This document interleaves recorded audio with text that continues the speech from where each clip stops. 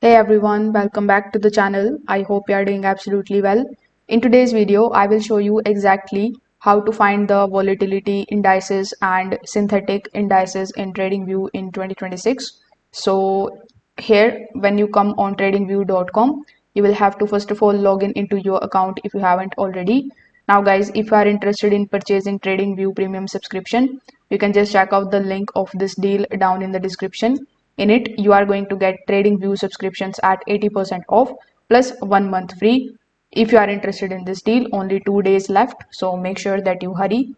Now here on this page, simply use the search bar here on the top.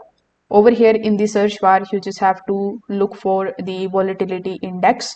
Now here you can either type volatility index and then it is going to show you the volatility index over here.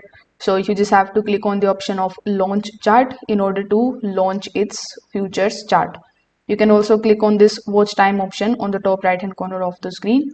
Then when you click on the option of this plus icon, you can add further symbols over here, like we have VIX, which is also volatility S&P 500. You can also look for other abbreviations here, like we have VXN.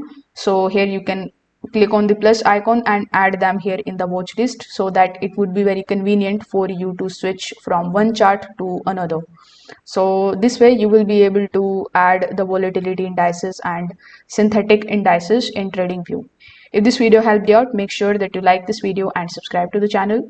Thanks for watching.